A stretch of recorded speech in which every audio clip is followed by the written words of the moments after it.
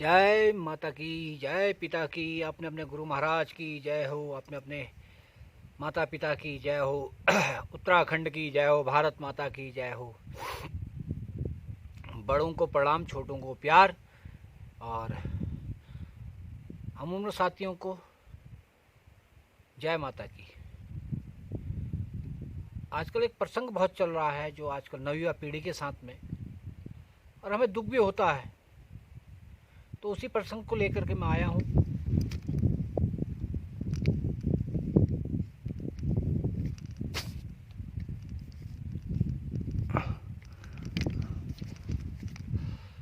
उसी प्रसंग को लेकर मैं आया हूँ कि हमारा जब उत्तराखंड बना यूपी के समय पे, हम जब उत्तराखंड हमारा यूपी में था, तो तब इतना भ्रष्टाचार होता था, हमारा उत्तराखंड का बेचारा बच्चा कहीं निकल ही नहीं पाता था। सारा काम लखनऊ से होता था, इलाहाबाद से होता था, तो यहाँ का तो नंबर ही नहीं आता था। यहाँ तरक्की नहीं थी किसी भी चीज़ की। उत्तराखंड बनाने के लिए यहाँ के नौजवान ने, रामपुर तिराहा कांड हुआ ना, इतना बड़ा कांड हुआ कि उसमें हमारी माँ बहन बेटियों की इज्जत गई। वो आज तक फाइनल नहीं हो पाया। आज 22-23 साल हो गए हमारे उत्तराखंड को। हमारी गवर्नमेंट पर इतनी ताकत नहीं कि वो केस लड़ सके और उसका फैसला कर सके। यह है राजनीति। और इस राजनीति उत्तराखंड में बैठने वाले जो मुख्यमंत्री हैं वो भी इसी राज्य के हैं, कोई बाहर के नहीं है। और वर्तमान के जो मुख्यमंत्री हैं वो तो खुद ही खटीमा से हैं, और खटीमा से ही सबसे ज़्यादा पहले कांड हुआ था। ये उनको याद होना चाहिए। राजनीति एक तरफ होती है, थोड़ी सी मनुष्यता, इंसानियत भी इंसान के अंदर होनी चाहिए। मैं नहीं कहता कि आप राजनीति मत करो, आप राजनीति के लिए पैदा हुए हैं, आप राजनीति कीजिए।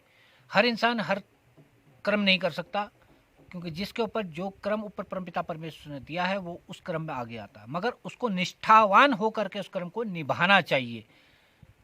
क्योंकि मुख्यमंत्री जी श्री पुष्कर सिंह धामी जी, आप पहाड़ से हैं, आपके पिता फौज में थे, और आपको संघर्ष का काल भी पता होगा, और आप कैसे इस राजनीति में आए हैं आपको अच्छी तरह पता है। आप राजनीति में आए हैं तो आप कम से कम इस युवा पीढ़ी के साथ में न्याय कीजिए, अन्याय मत कीजिए। वो बेचारे जो धरना दे रहे थे देहरादून में, क्या गलत कर रहे थे?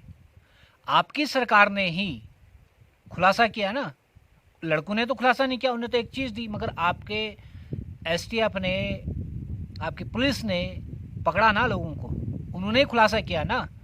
है तो सरकार आपकी ना, तो प्रशासन भी तो आपका हुआ। जब उनने खुलासा किया है कि इसमें लोग पकड़ा गए हैं, उनने पैसा लिया है, पैसा ले करके उनने नौकरियां बांटी हैं, तो वो लोग क्या गलत कह रहे हैं? जब वो गलत नहीं कह रहे हैं, शांतिपूर्वक धरना प्रदर्शन कर रहे हैं, तो उनकी मांग को जायज़ क्यों नहीं माना जाए? फिर उनके ऊपर ये पुलिस के द्वारा बर्बरता क्यों की गई? अगर आपका आदेश नहीं था, या आपके गृह मंत्री का आदेश नहीं था, आपके सचिव का आदेश नहीं था, तो उनके ऊपर बैठे लोगों के ऊपर क्यों बर्बरता की गई? ये तो वही हाल हो गया ना, जब रामदेव रामलीला ग्राउंड में दिल्ली में बैठे तो रात को 2 बजे पुलिस आई थी। उस समय तो कांग्रेस को बड़ा कोसा था आप लोगों ने। तो आपने क्या किया? आपने भी तो निहत्थों के लोगों पे वार किया। आप जानते हैं ना, यूथ है, आप भी यूथ रहे हैं, आप भी किसी कॉलेज में रहे हैं, राजनीति में रहे हैं, एबीवीपी में रहे हैं। अगर ये यूथ बिगड़ गया तो क्या हाल होगा पूरे राज्य का? आप जानते हैं ना, एक छोटी सी चिंगारी से पूरा देश जल जाता है। और सबसे पहले तो आपको एक कदम उठाना चाहिए था कि जितने पुलिस वाले उस दौरान वहाँ ड्यूटी में थे, सभी को निलंबित करना चाहिए था, सस्पेंड नहीं, निलंबित कीजिए और उनको घर बैठाइए और उनको जेल डालिए। पहले घर नहीं, पहले जेल डालिए उनको। क्या उन पुलिस वालों के बच्चे नहीं हैं? कल वो भी देंगे ना ड्यूटी, कल वो भी तो भर्ती के लिए तैयारी कर रहे हैं, किसी नौकरी के लिए तैयारी कर रहे हैं। उन पुलिस वालों को ये भी सोचना चाहिए था, उनका कोई भाई होगा, कोई बहन होगा, कोई उनके बच्चे होंगे, वो तैयारी कर रहे होंगे। या वो पैसा देकर खरीदेंगे पोस्टें, या तो वो भ्रष्टाचार है सारे कुछ। अगर भ्रष्टाचारी नहीं है तो उनको न्याय करना चाहिए। सबसे पहले जितने भी, चाहे डीजीपी हो, चाहे एसएसपी हो, चाहे कोतवाल हो, दरोगा हो, चाहे उसमें नायक हो, कोई भी पुलिस वाला हो, सबको आप तत्काल उनको निलंबित कीजिए, उनकी नौकरी खाइए, उनको घर बैठाइए और जेल डालिए। क्योंकि किसी पुलिस की गलती के कारण ही मैंने कई बार देखे आंदोलनों में, पुलिस की गलती के कारण चिंगारें जलती हैं और लाखों लोग मरते हैं, हजारों लोग मरते हैं। ये भी वही कारण था। उन निहत्तों का क्या काम था? खाली बैठे थे ना, आपने उनके सर फोड़ दिए, किसी को बेहोश कर दिया, इतना बुरा मारा। उनने क्या गलती करी? और मैं एक वो सुन रहा था खंडूरी का, मिसेस खंडूरी का, भट्ट जी ने उनसे इंटरव्यू ले रहे थे और वो कह रही थी कि इनको आंदोलन छोड़ना चाहिए और आंदोलन से कोई हल नहीं निकलता। अगर आंदोलन से कोई हल नहीं निकलता तो महात्मा गांधी ने आंदोलन क्यों किया भाई? और तुमने आज तक इतने आंदोलन क्यों करे? अगर आंदोलन से हल नहीं निकलता था तो उत्तराखंड क्रांति दल ने आंदोलन क्यों किया? ये राज्य को बनाने के लिए। यानी कि सब बेवकूफ़ हैं, तुम सही हो। अगर आंदोलन नहीं करना चाहे तो क्या लठ उठा लें सब लोग, बंदूकें पकड़ लें, तो तुमको गोली मारना शुरू करें? कम से कम आत्मीयता होनी चाहिए। आप इस पद पे बैठे हैं, मुख्यमंत्री हैं, और वो बेचारे जो प्रोटेस्ट कर रहे हैं वहाँ पे, वो क्या मांग रहे हैं? मांगी तो मांग रहे हैं ना कि निष्पक्ष जांच होनी चाहिए और आपको ये करानी चाहिए। आप यूथ हैं, आपने भी संघर्ष किया है, आपको पता है ना आपने लखनऊ में कितनी लाठियाँ खाई थी। भूल गए आप अपने एबीवीपी के दिन? जब आपको अपने दिन याद हैं तो किसी बच्चों पर लाठी चार्ज ना करें। ये मेरी आपसे हाथ जोड़ के विनती है। और निष्पक्ष जांच कराएं सबसे पहले। और जितने भी आयोग में बैठे हैं उनको तत्काल निलंबित करें, तत्काल निलंबित करें। जब आपको पता है कि पूरा आयोग ही भ्रष्ट है तो उनको तत्काल निलंबित करें। उसमें नए प्रशासनिक लोग बैठाएं और नए तरीके से उसके पेपर बना करके उसका पेपर कराएं। क्या दिक्कत है अगर कोई सीबीआई की जांच करा? तो अगर आप इसने दूध के धुले हैं, आपका प्रशासन दूध का धुला है, तो जांच करने से क्यों घबरा रहे हैं आप? सीबीआई जांच कराइए ना। तो सीबीआई भी तो आपके ही केंद्र में बैठी भाजपा के अंदर है, आप ही के अंदर तो है ना। तो आप क्यों डर रहे हैं सीबीआई से? आप सीबीआई जांच कराइए, पर संस्तुति दीजिए, हाईकोर्ट से कीजिए कि संस्तुति दीजिए करके। अब हाईकोर्ट का बहाना कर रहे हैं कि हाईकोर्ट चाहेगा तब होगा, तो हाईकोर्ट दीजिए, दे ना। तो दिक्कत कहाँ आ रही है? वो बेचारे सिर्फ अपना हक मांग रहे हैं। अगर इस राज्य में हक मांगना इतना बड़ा गुनाह हो गया, जिनको आप इतने बर्बरता के साथ मार रहे हैं, तो आप में और अंग्रेजों में क्या फ़र्क पड़ गया? जब हमारा देश आज़ाद नहीं हुआ था, हमारे देश की आज़ादी के लिए लोग लड़ रहे थे, तो उनको इसी बर्बरता के तरह मारा जाता था, बिगर पूछे बिगर जाने। यही तो काम आप भी कर रहे हैं। तो अंतर क्या रहा? इसका मतलब हम आज भी गुलाम हैं। आज भी जितने प्रशासन में बैठे हैं, नेता बैठे हैं, जो बैठे हैं, उन्हीं का चलेगा। जो नीचे आम आदमी है वो बेवकूफ़ है। नीचे आम आदमी बैठा है जो उसकी कोई इज्जत नहीं है, कोई आबरू नहीं है। वो पुलिस वाले जो शराब पी करके वहाँ गए थे और जिनने अभद्रता करी लड़कियों के साथ में, क्या उनके ऊपर कार्रवाई नहीं होनी चाहिए? अगर तुम्हारे माँ बहन बेटियों के ऊपर कोई ऐसी अभद्रता करे, तुम सर पे चढ़ा ले तो हर चीज़, किसी दूसरे पे करे तो तुम चुप हो जाओगे। तो आपको पहले उसका संज्ञान लेना चाहिए और तत्काल, पहले तो आपको ये करना चाहिए था, तत्काल उनको कार्रवाई करके निलंबित करना चाहिए था। पढ़ी करते तो आपका भी नाम होता कि ऐसा युवा मुख्यमंत्री जिसने निष्पक्ष जांच करी और जो लोगों के प्रति सहानुभूति रखता है, न्याय के प्रति सहानुभूति रखता है और हमारे राज्य को आगे बढ़ाने की कोशिश कर रहा है और निष्पक्ष तरीके से लोगों को नौकरी देना चाहता है।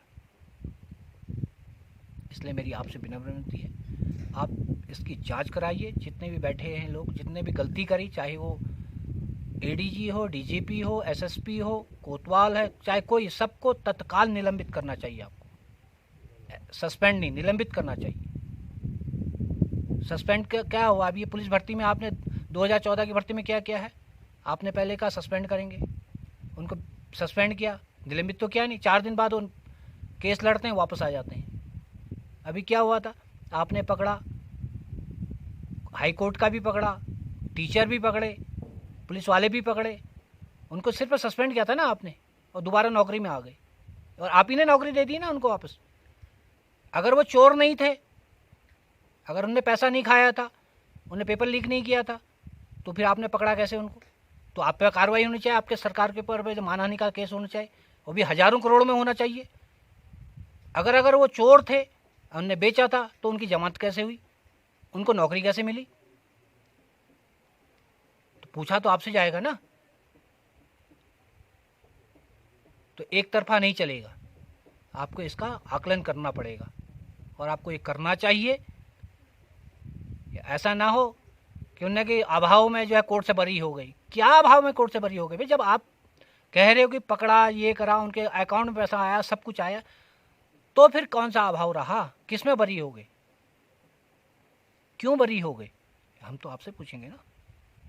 राजा आप हैं, प्रजा हम हैं, तो हमारा अधिकार है पूछने का। हम स्वतंत्र देश में हैं, हम परतंत्र तो नहीं है ना, गुलाम तो नहीं है ना। अगर गुलाम हैं तो इसका मतलब हमें पूछने का अधिकार नहीं है।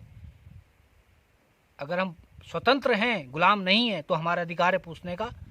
और संविधान भी कहता है अपनी आवाज़ को कहने का हर किसी को हक है, और ये कहना चाहिए, और आपको इसका जवाब देना पड़ेगा और देना चाहिए।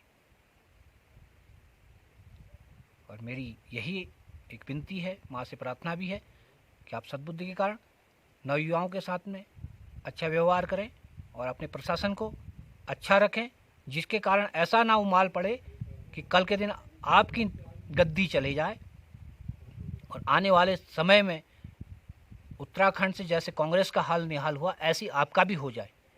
इसलिए आगे की सोचो, बढ़िया काम करो और यूथ के साथ न्याय करो।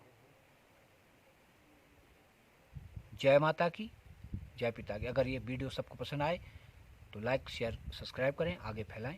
मुख्यमंत्री तक ये जानी चाहिए। जय माता की।